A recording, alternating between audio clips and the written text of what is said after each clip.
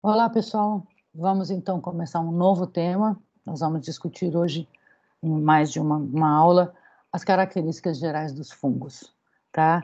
Aqui tem essa bela imagem desse fungo. Esse fungo é um fungo macroscópico, tá? Esse fungo é do filo dos Basidiomycetos, que são esses fungos que têm essa cara típica de fungo de televisão, de desenho que a gente vê, tá? Que muitas vezes são comestíveis, algumas vezes são alucinógenos. E, na verdade, então, quem são os fungos? Os fungos, na verdade, são algumas vezes micro-organismos, alguns são macroscópicos, mas fungos, então, são micro-organismos que pertencem ao reino Fungi, que, por sua vez, está inserido no domínio Eukarya. Então, ao longo dessa disciplina, o que a gente viu? A gente viu, essencialmente, o domínio bactéria, discutimos um pouquinho sobre o domínio arqueia e vamos finalizar a disciplina, depois de falar sobre vírus, que não se encaixa nessa classificação dos seres vivos, nós vamos falar então sobre os fungos que pertencem ao domínio Eukarya. Os fungos, então, são organismos que compõem um reino à parte a partir do momento que eles têm não só diferenças nos seus RNAs em outros genes marcadores, mas são fungos que exibem características que muitas vezes lembram características de células animais, outras vezes lembram características de células vegetais. Então, o que acontece? Eles, por exemplo, são organismos que muitas vezes foram considerados plantas no passado, mas, no entanto, são organismos totalmente desprovidos de clorofila ou outros pigmentos, no sentido de poder realizar a fotossíntese. Então, fungos são organismos que são considerados heterotróficos, ou seja, são organismos que precisam de compostos orgânicos para a sua nutrição, para a sua sobrevivência. São organismos desprovidos de clorofila, são organismos que, assim como bactérias e assim como alguns eucárias, eles possuem parede celular, tá? Mas é uma parede celular diferente da parede celular de plantas, por exemplo. Por quê? Porque a parede celular normalmente é composta por quitina ou outros tipos de polímeros de açúcares.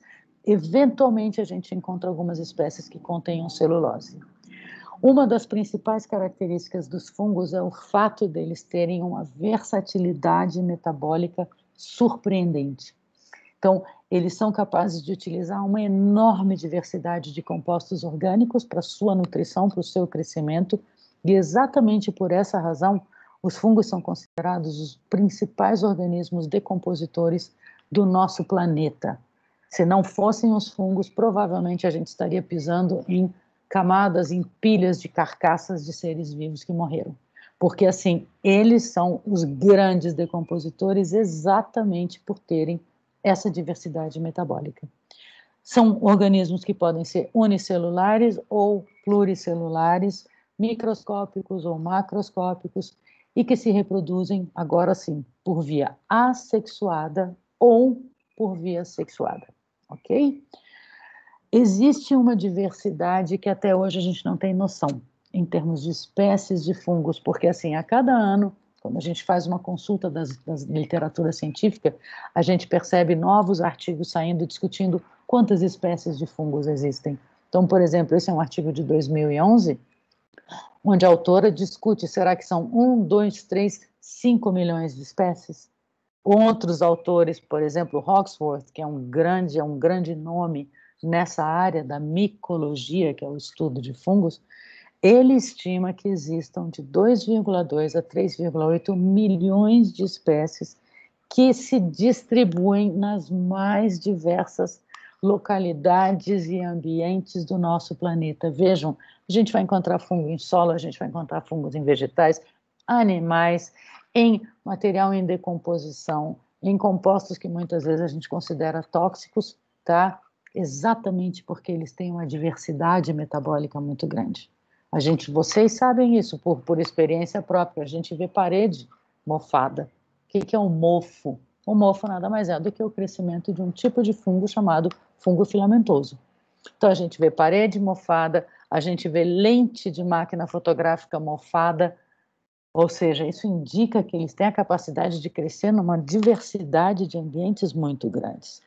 Então, por que a lente mofa?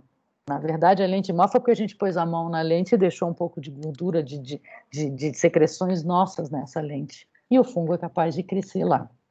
Como eu mencionei a vocês, eles não possuem clorofila, algumas espécies possuem celulose. O que acontece é que muitos fungos são capazes de armazenar glicogênios, tá?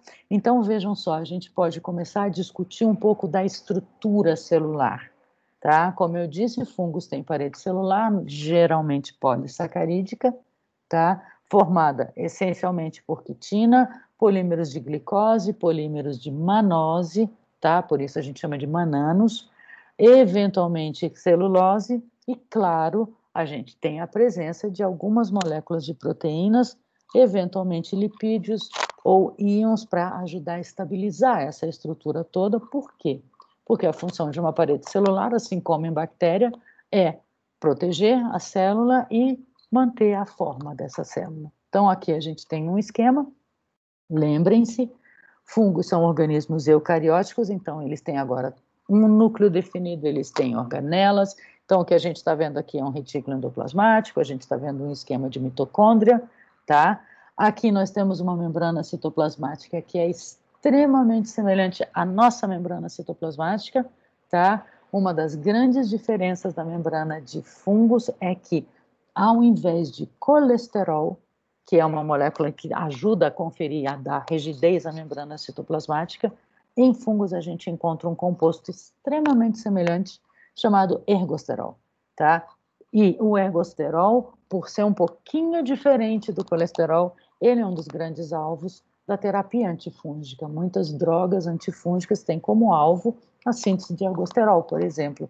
Por quê? Porque precisa ter toxicidade seletiva e esse é um dos alvos diferentes. Ou a gente pode ter também, aqui está o esquema da parede celular, eu posso ter drogas voltadas a inibir a síntese de parede celular. Mas lembrem-se, tratar micoses não é muito trivial, porque o fungo é uma célula eucariótica. Então, aqui a gente está vendo a membrana, aqui a gente está vendo a parede celular, onde eu tenho a quitina, depois eu posso ter um entremeado de moléculas de glicanos, que são polímeros de glicose. Eu posso ter também uma camada formada por resíduos de manose associados a proteínas, então a gente vai chamar de manoproteínas, e o fato é, a parede celular de fungos, em termos de espessura, em termos de estruturação, eu não estou falando em termos de composição química, mas em termos de espessura, em termos de estruturação, ela se assemelha mais à parede de uma bactéria gram-positiva.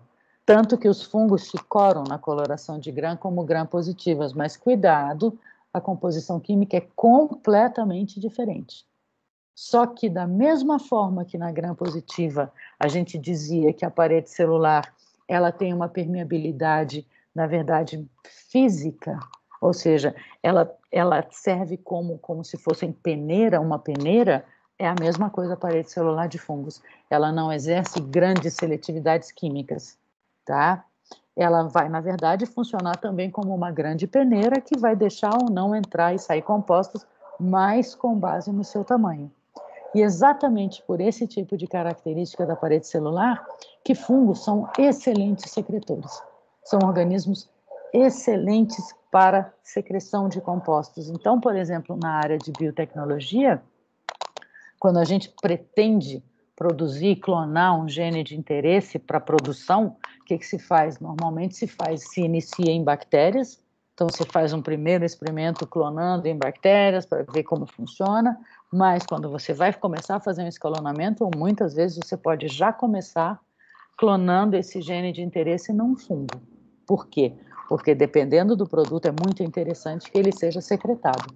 E fungos são excelentes secretores devido a essa estruturação da sua parede celular, ok? Aqui eu tenho a membrana citoplasmática, que, como eu disse, é uma membrana diferente das nossas membranas celulares, porque elas, ao invés de conterem colesterol, elas contêm ergosterol, tá? E aqui está a estrutura química das duas moléculas, então vejam, elas são bastante semelhantes, mas isso torna o ergosterol um possível alvo para a terapia. Então, Além disso, por ser uma célula eucariótica, ela vai ter todas as estruturas típicas de uma célula eucariótica, tem um núcleo definido, o número de cromossomos é muito variável nas diferentes espécies de fungos, ela tem, as células têm as organelas clássicas, alguns fungos podem ser flagelados, eles são móveis, tá? Especialmente fungos aquáticos, só que o flagelo agora é um flagelo eucariótico, ele não tem aquela estruturação nem composição química de um flagelo bacteriano, como a gente já viu ao longo da disciplina. Da mesma forma, alguns fungos, principalmente fungos patogênicos, podem possuir cápsula. Essa cápsula é também de natureza polissacarídica e exerce o mesmo papel de camuflagem da célula, ok? Muito bem. Por habitarem diferentes ambientes, vocês imaginem qualquer ambiente que vocês viram o crescimento de um fungo, a gente agora sabe, eles são sempre heterotróficos, eles precisam de compostos orgânicos para crescer, tá? Eles dependem de compostos orgânicos de carbono, eles utilizam os diferentes tipos de compostos, eles têm diferentes necessidades de macro e micronutrientes, ok? Mas eles se caracterizam por serem excelentes secretores de diferentes exoenzimas, tá? E é exatamente por isso que eles são esses grandes decompositores que a gente sabe. O que vai acontecer? O tipo de nutriente, a quantidade de nutriente vai depender muito da espécie, vai depender do ambiente onde ela está. O que acontece? Além disso, os fungos, por ter uma diversidade tão grande de espécies, é muito difícil você fazer uma generalização e falar, olha, todos os fungos usam tal condição. Então, via de regra, os fungos mais conhecidos, os fungos que a gente mais estuda, são organismos mesófilos, eles vivem numa temperatura que fica nessa faixa de 20 a 30 graus. Geralmente, eles preferem pHs que tendem um pouquinho ao ácido, mas eu repito, é óbvio que a gente tem espécies que vivem em ambientes quentes, eu tenho espécies que vivem em pHs um pouco mais alcalinos, isso é meramente uma generalização, mas assim, óbvio que existem exceções. Eles são, em sua maioria, aeróbios ou anaeróbios facultativos, embora existam fungos anaeróbios. E o que acontece? Em relação à morfologia, isso muitas vezes dá confusão nas nomenclaturas, então eu vou detalhar um pouquinho. Nós temos dois tipos básicos celulares. Um tipo de células que são células arredondadas, geralmente unicelulares, que nós vamos dar o nome de levedura. Levedura, então, é o nome dado a um fungo de morfologia arredondada e normalmente unicelular. Mas nós temos fungos também que originam células alongadas, células como se fossem tubos, células como se fossem conjuntos de bacilos. A esse tipo celular nós vamos chamar de fungo filamentoso, ou muitas vezes recebe o nome popular de bolores, ou ainda o nome de mofo. Então você fala, aquele pão está mofado, aquele pão está embolorado. O que é isso? Isso significa que aquele pão foi contaminado por um fungo filamentoso que conseguiu crescer ali. Então, esses são os dois grandes tipos morfológicos. A gente aqui tem a imagem, tá, de células arredondadas. Essas células eu já vou mostrar num slide adiante para vocês. Muitas vezes elas vão se reproduzir por brotamento, onde ela origina, então, uma pequena célula que vai crescendo, crescendo e se separa. Então, o que a gente está vendo aqui é um broto que vai estar se separando. Aqui eu tenho uma microscopia onde eu mostro células de levedura, neste caso capsuladas, isso é muito comum em alguns fungos patogênicos, em algumas leveduras patogênicas. E aqui embaixo eu tenho o esquema de fungos filamentosos. E vejam, eu tenho situações onde as células são individualizadas, elas são separadas, e esse conjunto de células que forma esse tubo recebe o nome de hifa. Então, essa estrutura tubular recebe o nome de hifa, e essa hifa pode ser de dois tipos. Ou uma hifa que a gente vai chamar de septada, está aqui o nome.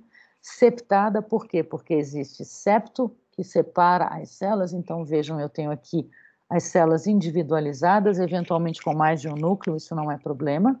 Mas eu tenho nesse esquema, por exemplo, uma longa hifa que a gente chama de cenocítica, porque ela é multinucleada e eu não tenho a individualização das células.